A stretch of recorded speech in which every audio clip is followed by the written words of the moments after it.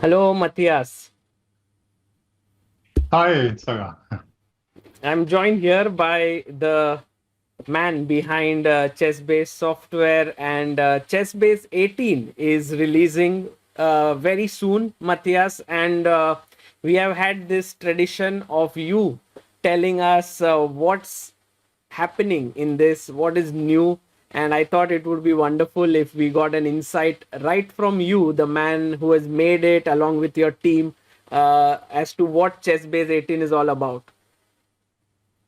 Thank you, Saga, for having me. I'm really looking forward to this, and uh, I have to say I'm very pleased to be able to show ChessBase 18 because I'm quite excited about it. As a developer, you have a feeling about an upgrade, and I think this is a very cool upgrade. Of course, I have to say this, but let me prove you why this is the case.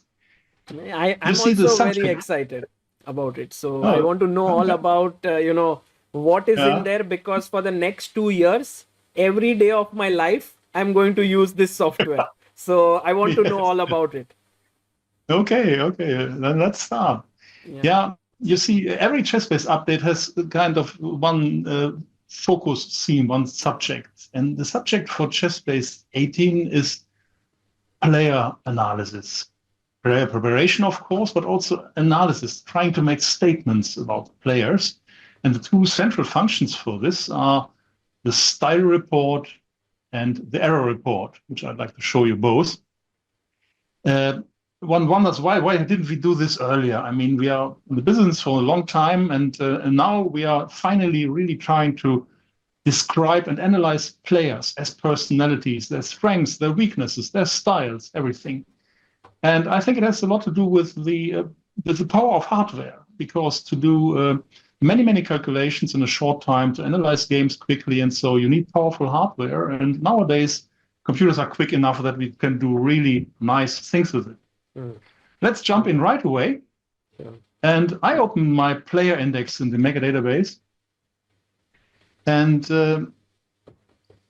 let's start with the obvious choice. Let's Oh. start with Carlsen, Although I like the ranked number name you one. had already at the top, Arjun Erigaisi was there.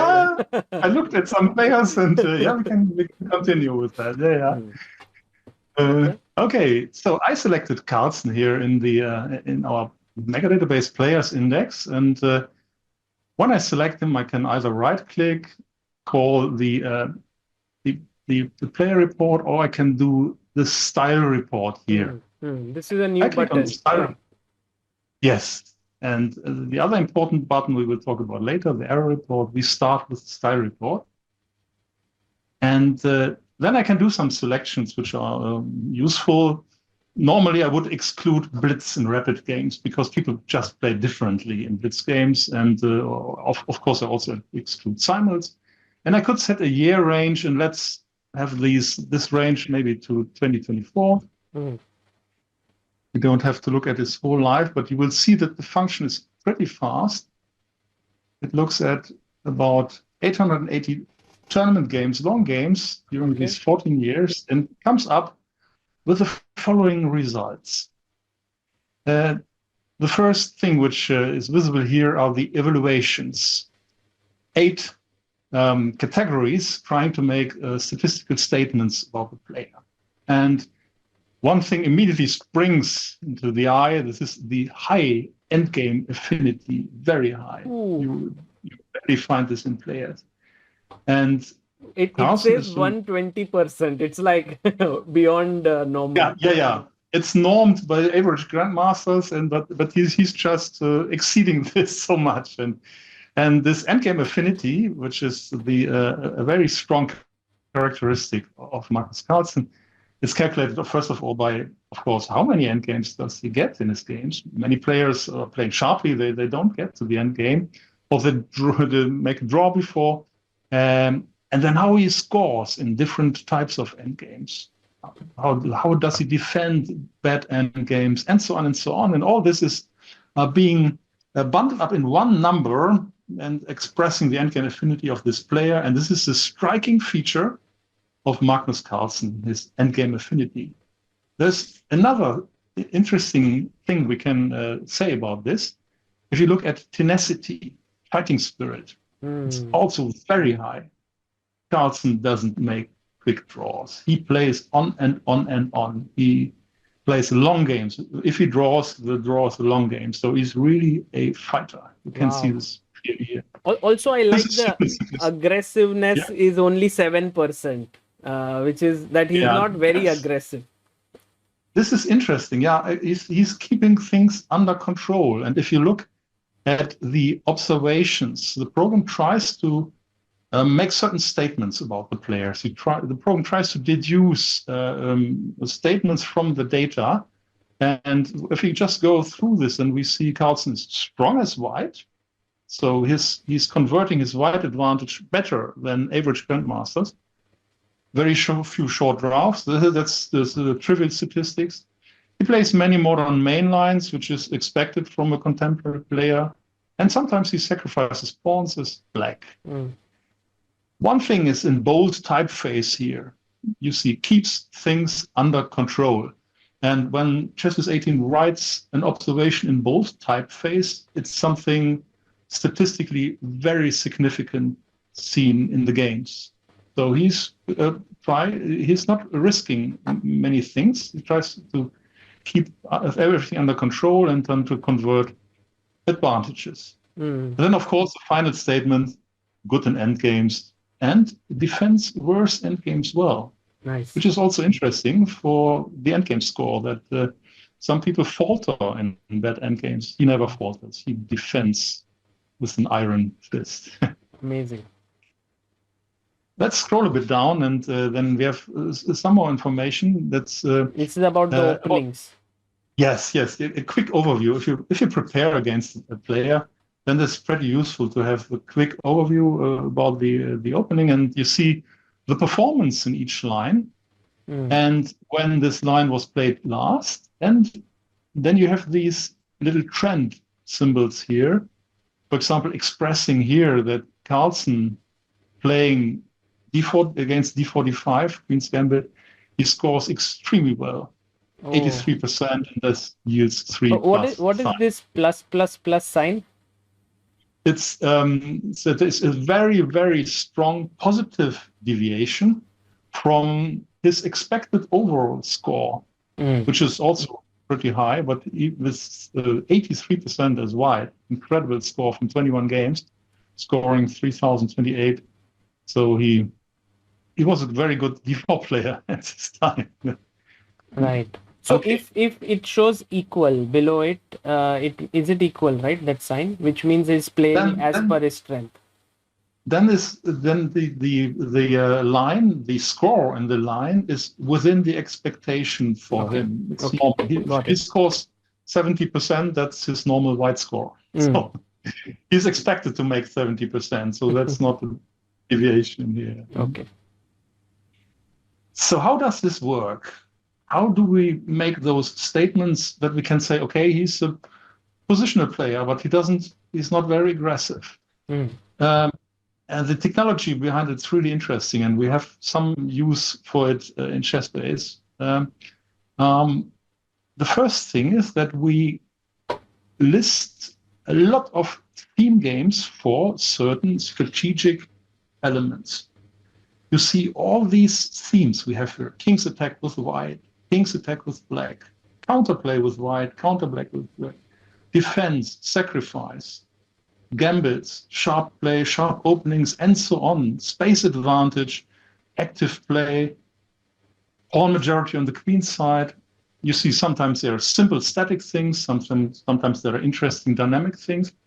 All these terms contribute to the style evaluation of the player.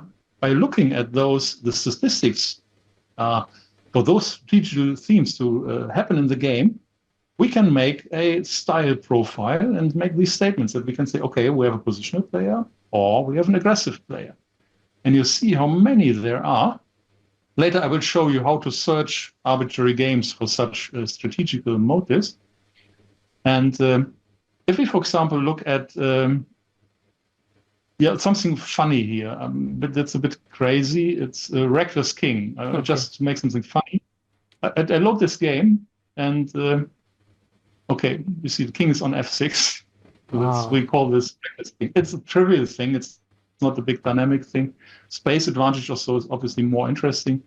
We'll get to this later. I actually like this because in this it's also doubled pawns, backward pawns, all of it, and you Yeah, can get some thematic games of a player through of it. course. Yeah, yeah. And the interesting thing is there are many more games, of course, than those where Carlsen has queenside play for white. But those games are sorted by the strengths of the teams. So the first game would exhibit this motive pretty strongly.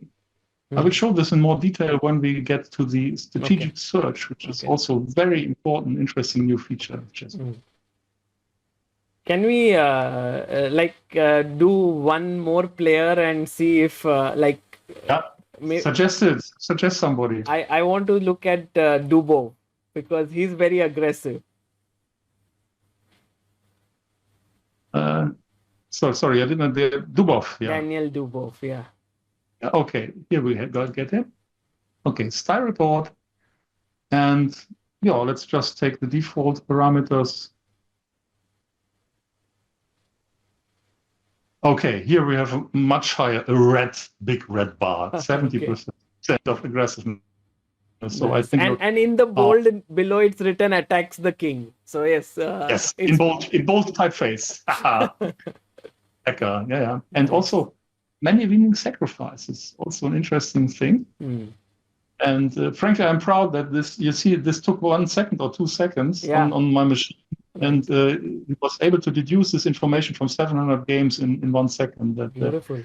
many winning sacrifices, and also he keeps the queens on the board. Hmm. So if the opponent tries to exchange queens, Lubov doesn't accept this. Nice. This is very, very nice. If tomorrow, let's say, I mean, I've used ChessBase all the time to prepare against an opponent, but it was always like looking through many games that you understand the style. But now you first can understand the style and go through you can do the preparation in another way through this. That's actually the point of the feature. It's not I'm playing around with it and I like the statements about the players, but what you say is the point of the feature. That quick preparation gives you an immediately an insight what kind of personality are you facing in your next games. Right. Let me pick one final player and then we are done. Okay. Let's pick a player from the 19th century, for example, Piasecki. Oh, he was very aggressive, I believe. Yeah, that's the point. Yeah, we only have 90 games, but let's check aggressiveness here. And here we have risk 500% in comparison to contemporary players, and 200% aggressiveness, and positional play 0, endgame 0. So that's a very extreme player. You find this from most of those 19th centuries King's Gambit players. Right. Wonderful. Wonderful. Okay. So much for the style report. I mentioned that in the style report, we use all these strategical themes to make statements about the players. Mm. And there's another application of this this technology, which is also pretty useful.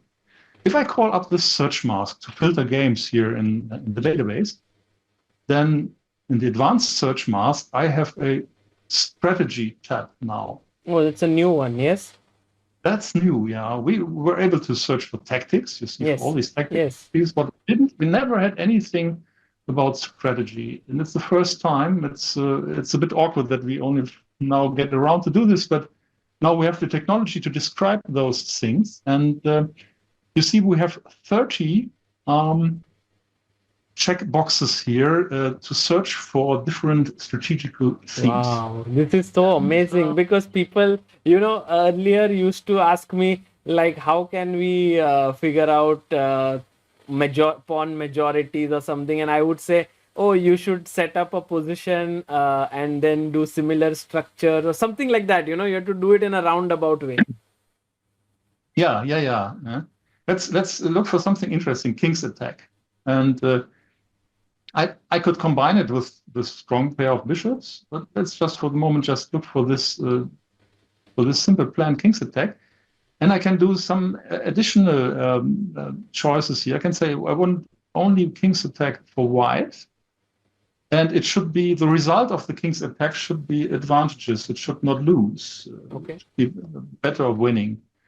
So, and I start this now. It is, you can see it goes at about 100 games, 120 games per second, because every game has to be replayed and analyzed. And we already found 2,000 games, but of course, to scan the whole mega database, it will take a long time. We have enough games. We can actually also limit it by rating, and that might be a good filter. Oh, yeah, that's interesting suggestion. Of course, yeah. I stop here. Okay. And okay, now I have a list of results here, and there is one interesting thing about this. There is an additional column in the games list, and this column is called theme strengths. And let me open this up to show you. And this theme strengths, you see that the list is now sorted by those values. And theme strengths means the relative strengths of the strategical motive, in our case, king's attack, in the game. So the top games will have a strong king's attack, that's my thesis, and the bottom games will have king's attack, but less prominent. Let me load the top game and to see whether this is correct, whether this is a king's. Can we agree that this is king's attack for white in this position? Yeah. Okay. So, we can ask the program about it also. And also we might load the next game, and we also have games with king's attack. But let's go back to this game, and here's this special little quick annotation button. This red button, right? Yes. Yeah. Red square. It was there in ChessBase 17 as well. Yeah, in ChessBase 17, it had the functionality to detect sacrifices in the game quickly, and we enhanced this a bit. It's more now a quick annotation. If we click on it, then it will not only detect the sacrifices which we had before, but it will add all the strategical themes which we know from the strategy search and annotate them into the annotation. For example, it says this is a sharp opening. We can agree on that. Move 24, it says white has weak pawns, which is not quite correct in this situation. It sees this backward pawns as weak, but obviously the strong passed pawns are not weak. That's a bit of a miss here. But of course, passed pawn white is correct, or opposite crossing is correct, because the black king goes to the queen side. Reckless king is clear. We have an open position here, very open. And so any game you load, any arbitrary game, whenever you click the red square, you will find all strategic motives annotated, which ChessBase detect in those games. So if you wonder why does it see this game as being for passed pawn white, you click on the red square and then you get this annotation here, and then you see a strong passed pawn of white here. Nice. Yeah, this is amazing, because from this you can actually look at many different positional themes in like if you want to study something, or even in a player if you want to find something. Yes, yeah. I think for trainers it's pretty useful. And you see, we have this huge database now. We have more than 10 million games in the mega database. And how do we make those games the wonderful treasure of chess information accessible to ChessBase users? And this is why we are fighting for such functions, that we get new and more advanced search criteria, annotation criteria, analysis criteria, style analysis, to make this huge treasure of games somehow more visible, rather than having endless lists where you see nothing. Wow. Can we try something, if you don't mind? Like, for example, please. If we go into players, and if we type, let's say, my name, because I haven't played for a Oh, long time, but I wanted to see if actually it'll come by Sagar, I think, Sagar. and here we see 400 of your games, Mm-hmm. and I take the whole set of them and I put them for further processing on the clipboard of ChessBase. Here we find this. Here we have 400 games of Saga now. To add all the games in clipboard, you press F5, right? Indeed, I did that. Yeah. Yeah, yeah, Okay. yeah. Very Okay. important shortcut. Yeah, yeah. Yes. So, and now I will search on your games. I wanted to And see if I can find some attacking games of mine. okay, so if I now open the strategy tab again, and we have still from the last sample, we have still King's Attack selected, and that was our search idea. Yeah. And we select only the games where you succeed with your King's Attack. And after hitting OK,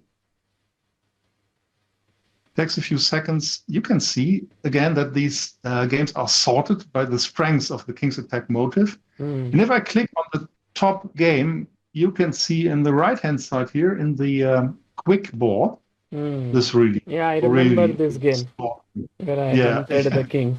Yes, and also And this one is quite nice.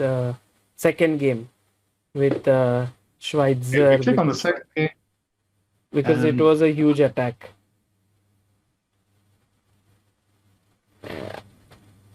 oh It yeah, that's it ended in a feels a bit nice mate. wow. Yeah.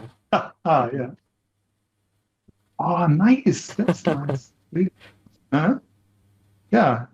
So that from your games, those two we looked at were the strongest exhibition of King's Attack. Mm. We maybe for the sake of demonstration, we can just go into the medium range here and look maybe at this game and see whether we still identify some kind of King's Attack here. Maybe later in the game. Yeah. Yeah, I think that's this is something which the program sees as a medium Right. medium King's Attack. Obviously, you are getting through with your attack here. Got it. Yeah, very interesting because it's like I want to look at certain themes of a certain player. I can do it very quickly, including my own. So yeah, it's amazing. Mm-hmm. Yeah, the one interesting application of all these things is, of course, look at your own games and find Yes. something about yourself. And you see, when we looked at this style report, we only looked at the style and strategy. But of course, there's another aspect of chess personality and playing strengths. This is the calculation abilities, tactical strengths. Okay. And this is something which I cannot really show live because I can show you how it would work with your games here. For example, I can always call style report and error report on an arbitrary game selection. Oh. It doesn't have to be games of a player. It can be games of a tournament, games of an opening. It can be games of an opening. Yes, you can see what is a style report on King's Indian games. And it will tell you what's a sharp opening, you have King's Attack, and it will try to, it will also create all these theme games and everything, but it will not focus on a player, but only on the general games. Now, on your games, I will start something which we will not be able to finish, but just for the sake of demonstration, I call up the error report. Okay. You can also find a nice big button in the player index where we start the style report, yes. but I do it on this selection. And here I have a choice of speed. I will do it quickly, but still the error report, which looks at the error a player makes, the tactical things, takes a long time. Why? Why is it so much slower than the style report? Because obviously you have to look at every game with an engine, at every move, every game with an engine. And you have to do many, many searches. And though I'm still at 1 game per second, it will take a long time. And I will stop it here. And I will show you something which I prepared before and finalized full error reports, which demonstrate the power of this function. Let me find my Is browser. this a little bit similar to the tactical analysis that is done on the games? Yeah, tactical analysis is a precise analysis which tries to say something correct about the games. The error report does a quick and dirty analysis of the games because it tries to be fast. People don't have the patience to analyze the whole database, let's say of 400 games, and wait for an hour for this. They want to have a result within minutes. So the error report analyzes quick and dirty, and for precise analysis, you would do the tactical analysis. Got it. Let me show you the following graph, which is a result of the error report for a selection of arbitrary average grandmaster games. I have a test database, players between 2,500 and 2,600. And interestingly enough, the ELO deducted, the average ELO deducted from those games is also 2,500. So this is the first thing you can see. For every player or every selection of games, you can calculate an ELO rating. It's pretty interesting because the statistics behind this is rather sound. I think from my analysis, I can say we can about 70 to 75% of all players, we can predict the ELO rating quite correctly by doing this error report blunder ELO calculation. I didn't get it. So do you say that if, let's say, a player has a specific rating, but the blunder rating could be something different? Yes, and that's why we do this. If you, for example, if you look at your own games, you're an amateur like me. I look my games and I'm an experienced player. I play solidly, but my blunder rating is lower than my normal rating. And the conclusion I draw from this is I should train calculation better. Okay. I should concentrate better in my games. And so this is an interesting statement of a player. Some players have higher blunder ratings. For example, Carlsen is a bit higher. We can look at him later. And all the top players are slightly higher. And many other players also have lower ratings, especially older players who get tired quicker or so. They make more tactical errors and their blunder rating is lower. But in general, the precision of this is between 100 and 200 ELO points. And for some players, the results are very nice. Mm-hmm.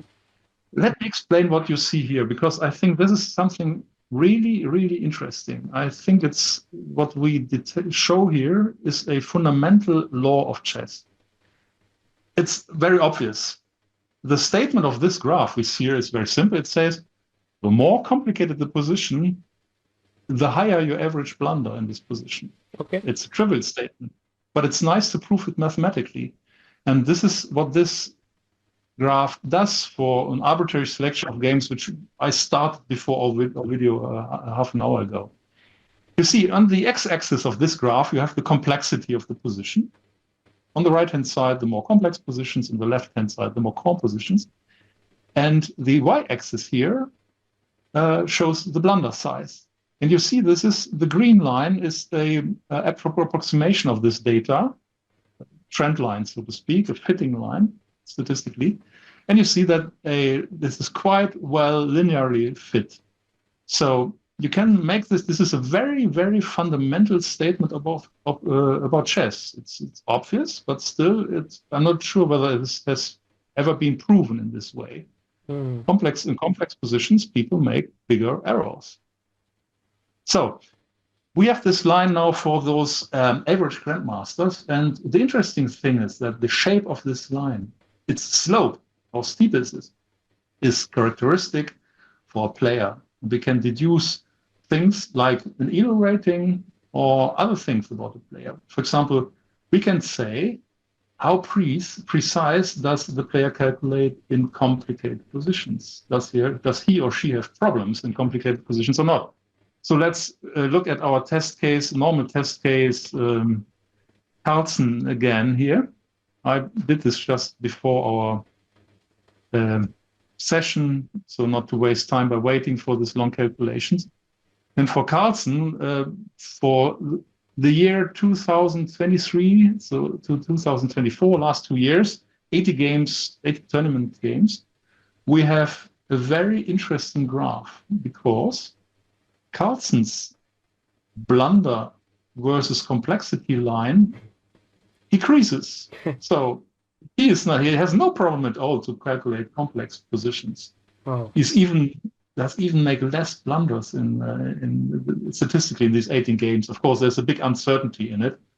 That's it's better to have a few hundred games, but still here you can see Carlsen's immense strengths. This is my thesis, comes from super precise calculation, which is also expressed in his blunder ELO, which is 100 points above his average ELO in those 2 years. Average ELO was 2840, and he scores 2960.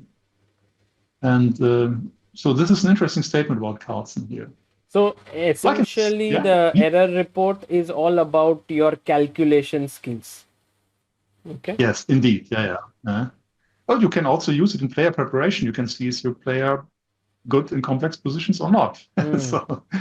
So actually, if we look at Ding Liren, for example, who is going through a rough phase, his blunder elo you made something. I saw his name. Yeah. Ooh. Yeah. Okay. Here we have Ding. For Ding, you see the line is increasing. You have this very, very little dot here for highly complex positions. There are not many games, and this is so there's the error in the statistics is quite high. You can see that those dots fluctuate a bit around the green line, but still you see for the last 2 years, Ding Liren has had calculation issues, I would say. And actually, if we did for his previous period, then it might be a different graph because he was playing much better at that point. Of course. Yeah. He lost some. We all know this. He lost some games, and this is also expressed in this graph that he had some. Very interesting. Actually, I like the blunder elo function because it in one sort of number it tells how good you are at calculation as compared to your actual rating. Indeed, yeah. But there's more to this. Let me scroll down a bit. Okay. You can see the blunder report creates a lot of graphics. Let me quickly go through this. And this, for example, this graph tells you how many blunders of a certain size did the player make. And here you see something unusual. There are some blunders in the range 300 to 350 centipoints. So this is a full piece. So there are games of Ding Liren where he dropped a full piece, which the green reference bars do not show. Green reference is average GMs, and they don't drop pieces so many times. But Ding Liren sometimes dropped stuff. And then you can see how does the player play in certain types of position, in winning positions, in losing positions, or in equal position. And you see that in general, Ding Liren is better than the average grandmasters. His average blunder, he's a strong grandmaster. So red is lower than green. He's stronger than the green averages. But here's something significant that in winning positions, he does not blunder. He plays very precise in winning positions. In losing positions, he could maybe defend a bit tougher or in worse positions. But he's very precise when he's So having better. this bar lower means the blunders are lesser, right? Indeed. Got it.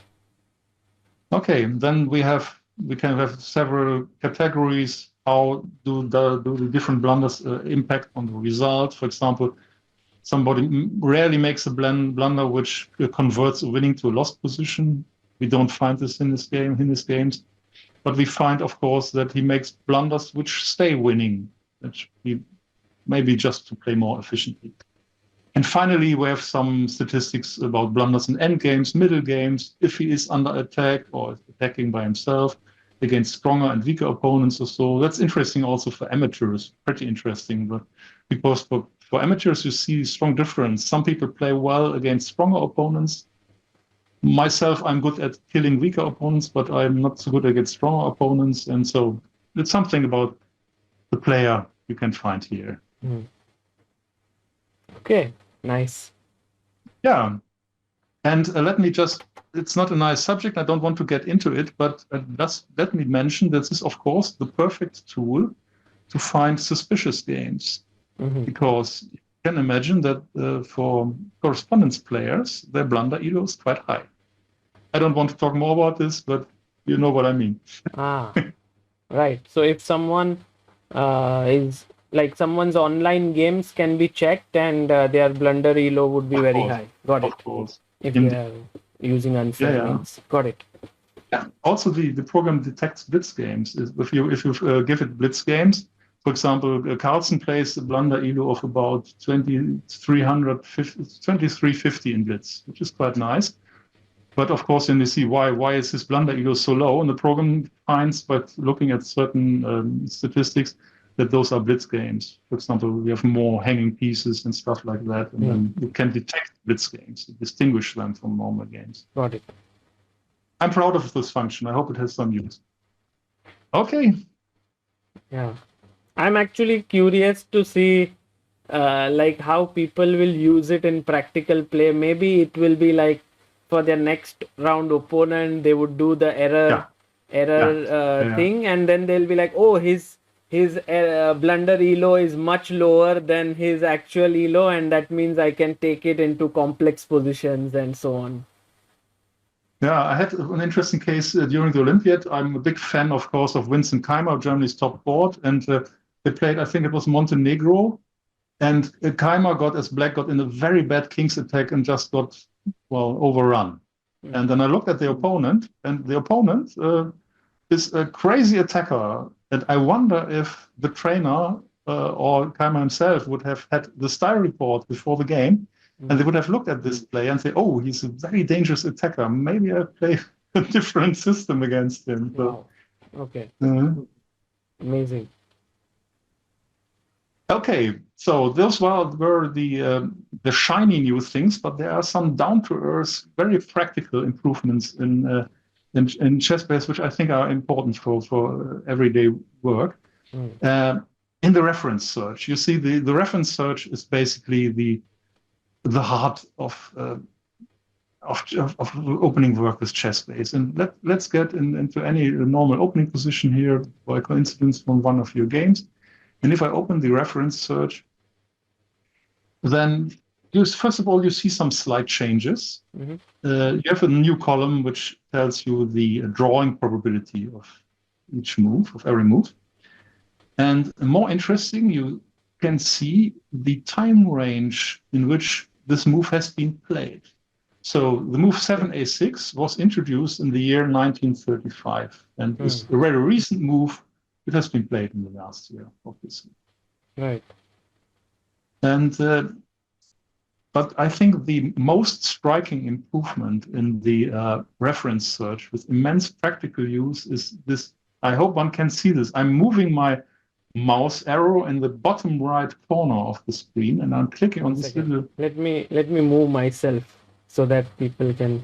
Yeah. Where exactly did you click? Oh, this. In the top right. Oh, the settings. Corner. Settings. Yeah, there was a checkbox in the checkbox top games was there in ChessBase 17. Yeah. And we extended this by a filtering dialog where you can say, okay, either I can filter by rating. I can look at strong games. This is the old top games, which includes past and present strong players. You can use this, but the rating is also a good criterion. But the interesting thing is you can also limit the reference search by games, let's say, only from the last 10 years or so, even less. And if I click this and I search, then you see played is limited to 2018 to 2024, and you only have recent theory there. And this is sometimes pretty interesting because you see that theory changes. We all know that, and so you immediately see, is there a move very popular in the last 3 or 4 years, which was not unpopular earlier, or what were the big historic moves? You could do things like, okay, I look at the World Championship from 1960 or so, and I can see what was the theory in the year 1960 in this position. And of course, there are much less games, but then Bishop G4 was the top move, and nowadays top move of A6 was practically not played at all.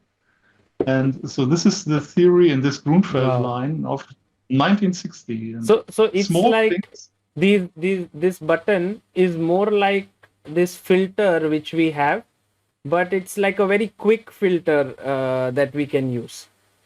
Indeed. Yeah. We should have done this before, because it makes the reference search so much more flexible. Right. And there's some final thing about the reference search, which I have to go a couple move backs into very frequent open positions and rearrange my windows here a bit. And you see this, I haven't looked at this position. We have to wait a bit, and because now it starts scanning the games, and this takes time a bit. It's not indexed for annotations. And earlier I used to click on this VCS function and have those at the top. Yeah. And maybe I should to find some annotations. I should go. Here it starts finding annotation. You see, it is a bit slow. We could speed this up, but you can see that they're all annotations, text annotations in the database in this position by any annotator are listed here. Let's for example, click on this game here. And then you can see, it's of course a silly annotation, but just for the sake of demonstration, because it's a bit slow, I wanted to show you how this works. Right. So for any opening position, you can check, are there annotated games in the database, and what are the annotations here. Nice. It's a small thing, but it's nice, yeah. It's the new tab that has been added. Indeed, yeah, in the reference search here in this additional window, which some players made it small. I like it pretty much because I like the variations display a lot, which clusters this.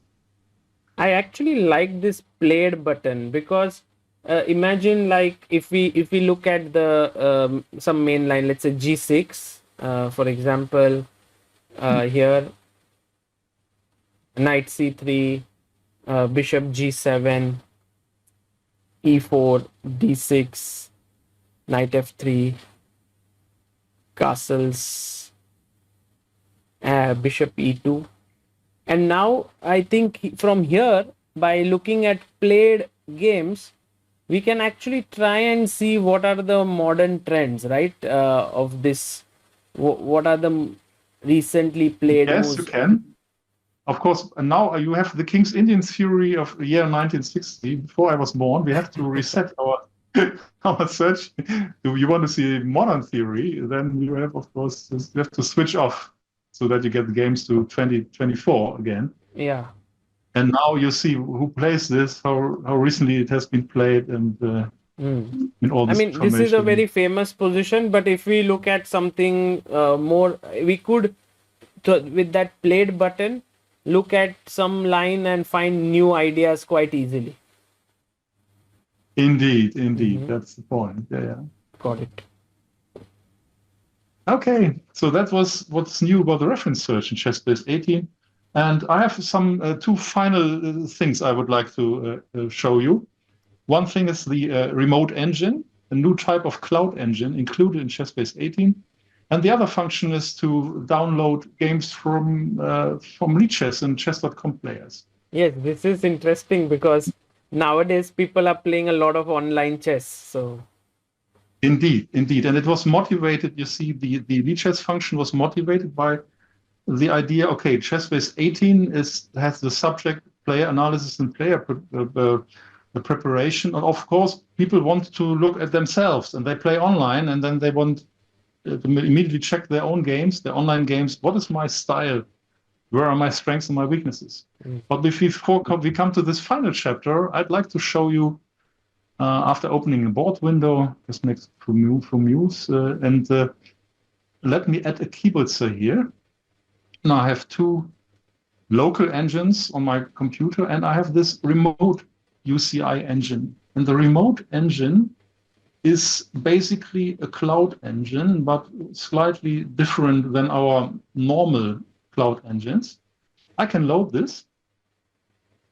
And then this program will start. And now it has 17 remote engine running. Let's have a look what this extra window here means. So this remote engine connects to servers in data centers where you could rent engines, but you also have a free engine if you are a premium user. What? And every buyer of ChessBase 18 has 1 year premium account. So every ChessBase 18 user gets a free remote engine in a data center. What's the point of this? Why do we do this? You see, of course, I'm working on a powerful desktop engine. I'm not interested in this so much. But if you are on the road, in the train, on an airport or so, and you're running on a battery on your notebook, or in a hotel room or so, and you analyze with an engine takes your full CPU power, it drains on the battery, the cooling fan will get on your nerves because the processor heats. And so if you run your engine, your free premium remote engine on one of our servers, then all the electricity, the heat also will be in a data center, not on your machine. And you can rent, if you like, bigger engines with ducats, but you get this one engine as flat rate, so to speak, for free. And you could even define this to be your default engine. I click it here. I set it as default engine. Okay, and then you can easily toggle it with the default engine key Alt F2. And after a short window pop-up, you see the engine runs, and I can stop it again. So this is the remote engine in ChessBase 7. I'm actually very surprised with this feature because I know that strong players are all the time using cloud engine feature of ChessBase. They want to rent cloud engines. So now, and it's actually many times people say there are not enough engines available during some very big event. Let's say if the Olympiad is coming up or something like this. So for every ChessBase 18 user to have their own cloud remote engine, this is insane. Like I don't know how you made it happen. Like, is it? Yeah, it's a modern data center where you can you see, if I start a bigger machine where I pay for example, let's add the remote engine. I'd say, okay, I load this thing, and now I change my configuration. I change the default engine to load, and I say, okay, I use a machine, a large machine, which takes 2 ducats per hour. 2 ducats per hour is not much. It's 20 euro cent or so. But it takes some money. So if I set this up now and I say I save it as default, I will not do it. It will take 1 or 2 minutes to initialize, because then a machine is being initialized, especially for this engine. And once it's available, it's very fast for you. But you might have, for bigger machines, you might have to wait for a short time, 30, 40 seconds, 50 seconds, maybe a minute. And the point is that you always get a machine of this size. You don't. It's not a random market like the traditional engine cloud. There's a guaranteed availability of the hardware, and the advantage of the traditional engine cloud, and why the top players like it, is that they can provide powerful machines for themselves, or a federation can have a powerful machine which the top players use during the Olympiad. Quite normal thing which happens indeed.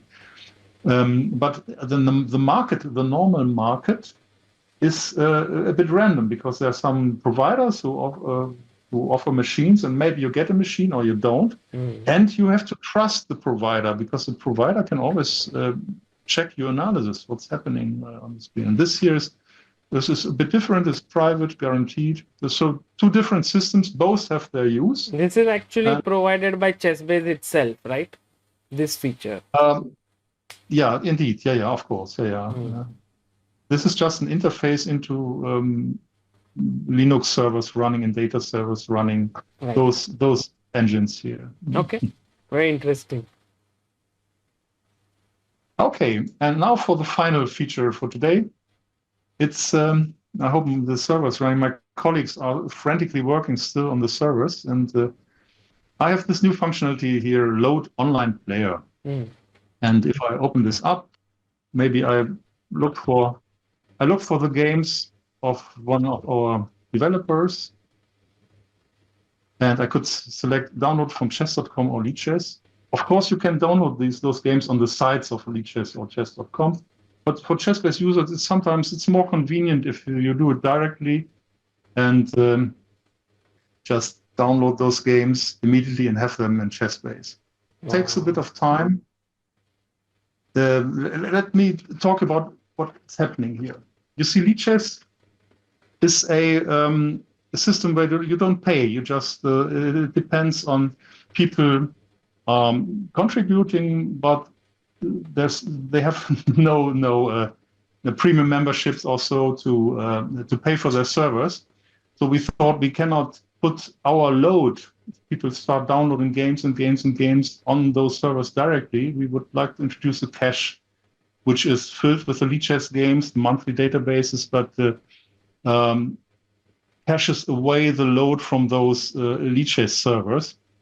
And what's happening now is that we download those games,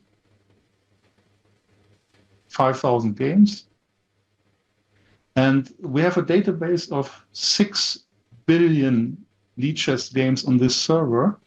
And this was pretty interesting because we do this database in the 2 CDH format, in the format of ChessBase 17 and 18.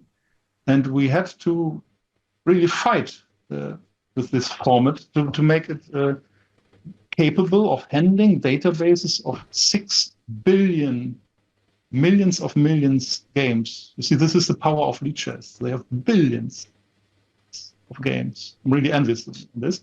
And it's actually updating every single day, right? Like with millions of games. Indeed. And we introduced this huge cache where people can really put a huge load on it and download games directly. And so this is games of my colleague who plays a lot of bullet. And I would like to just show you, if I select all those games and I do right-click style report, and we can look at Brinkfish style here. Okay, 5,000 games takes a bit, but should be finished by now. And we see, well, those are obviously online blitz games. And again, in bullet games, you always have risk and uncertainty. So this is not really representative possibly of his style. You have a huge quote of decided games. You don't make big draws in bullet. But still, you can see that all those tools work. And this was the idea, that people look at their own games, maybe not their bullet games, maybe their slower blitz games, and learn something about their style, their openings, and so on. Wow. Can I search my games from Lichess? Or is it too difficult right now? No, it's not. The server is a bit slow, but let's do it. You tell me your handle. SAGAR CHE SS numeric 1. That's correct? Or One. Get the last? Numeric 1. 1. Okay. Yeah. All the games, probably. Do you play Blitz? Yeah, only Blitz, I think.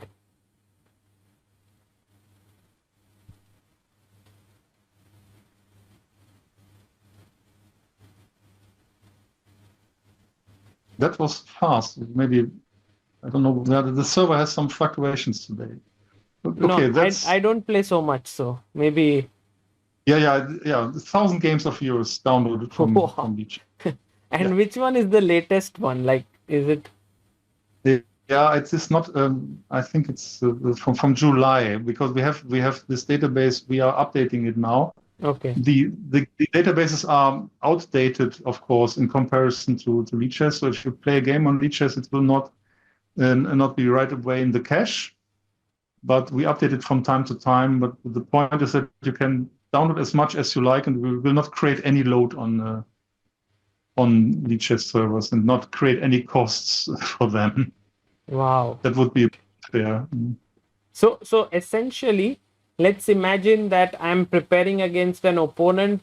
I find their games in mega database. I do the style report and everything.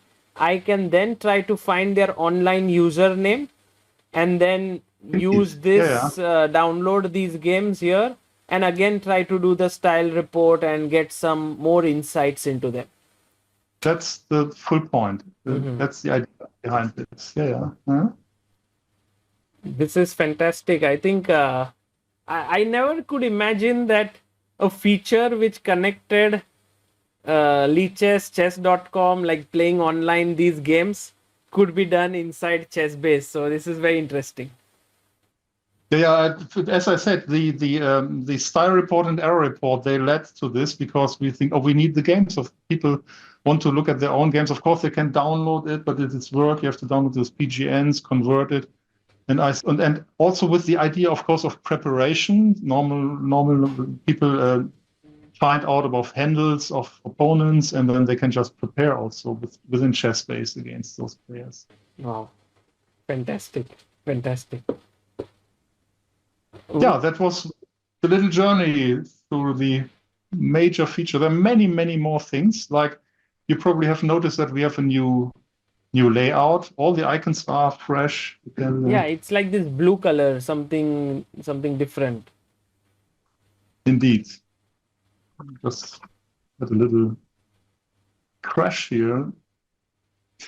Sorry, the program just crashed here. This is the test version. Something went wrong still. What I'm doing, I'm compiling it and I'm starting ChessBase, freshly compiled. Okay. Here we are again.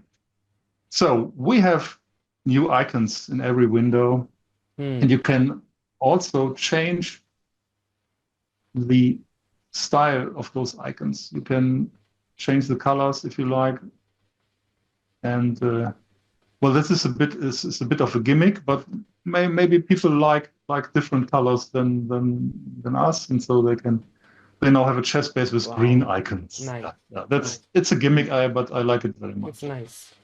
And this year, it's like ChessBase comes with 1 year of premium membership. Is it like something that you have on your mind, that the premium membership is going to be very valuable, more than what already exists? Is there something more that can be done?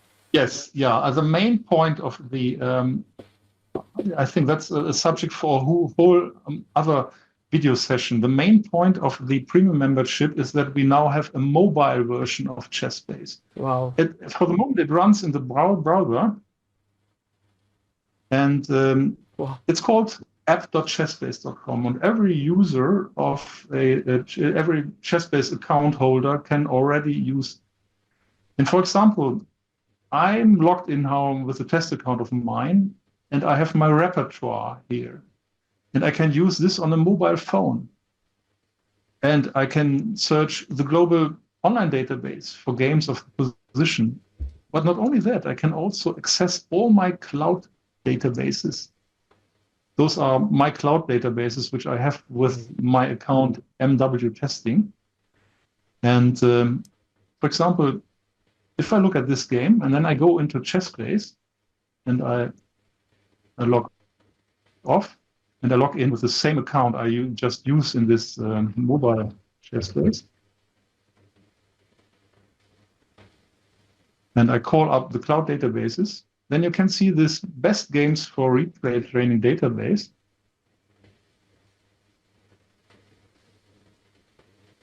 Is here, as well as is on the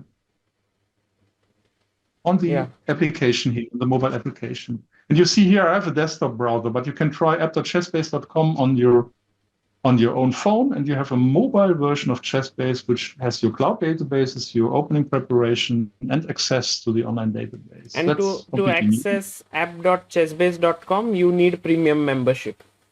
Indeed, there's some free functionality, but you have less games in searches. You have less space on the disk, and so the premium account is really useful for that, and that comes 1 year premium with ChessBase 18. That's amazing. Actually, will there also be an app like on the Google Play Store and on the Apple Play Store? Yeah. We are working on that. At the moment, it runs on your phone, but you have to open the browser on your phone and to enter app.chessbase.com. And but the app is in progress, and I think it will take maybe 6 weeks or 8 weeks until we have a full ChessBase mobile app. So essentially, someone can have this app, which right now is app.chessbase.com. They can open it, they can play through it, they can save a game through their cloud, and then later on open the cloud database on their laptop or on their desktop, and they can work on their phone as well now. Indeed, yeah. Cloud databases, and also if you have your board window, you have this My Moves tab here in the board window. And if you go to My Moves, and let me just maximize the windows, and you load, for example, your My Moves with white, which is your repertoire here. If you change this in ChessBase, all the changes will be immediately visible under My Moves in the app. So this is a way to have your whole preparation online on the road, and also to train it, to repeat moves, to drill variations.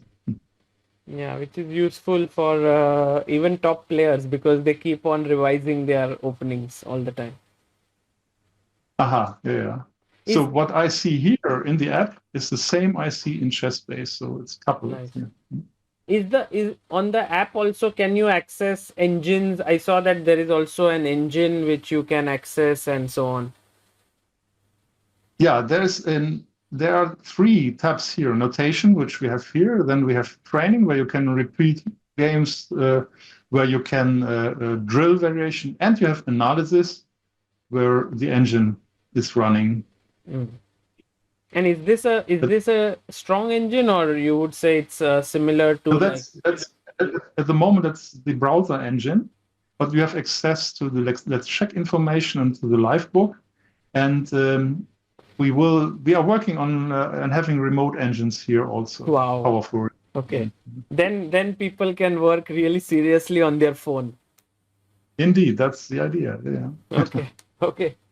This is fantastic, Matthias. Thank you for sharing. So, in a nutshell, one can say that the main upgrade in ChessBase 18 is that you can prepare against opponents much more deeply.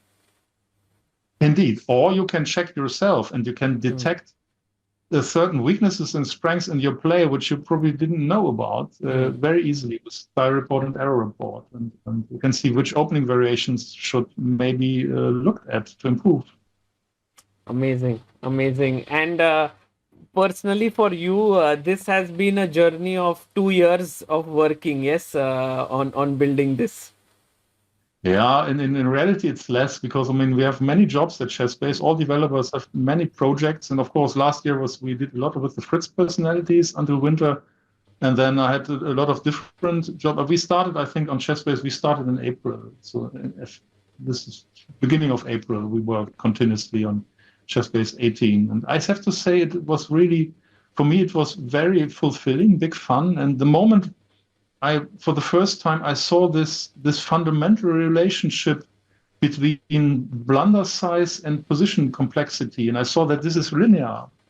I expect there's some relationship, but that this is the linear relationship I felt like a researcher detecting a law of nature. Which was very interesting for me. Yeah, I'm going to use these features more deeply and perhaps come up with my own conclusions. I think this has always been the thing with ChessBase, that you provide the tools to the people, and then different people can come up with their own conclusions which help them. Indeed. Yeah. Which we have at the moment have no idea about what will happen. That's cool. Thank you, Matthias, for your time, and thank you for sharing this. This is a great starting point, and I hope that people enjoy ChessBase 18. Thank you for having the patience for such a long time to listening to me, and it was a pleasure. Thank you.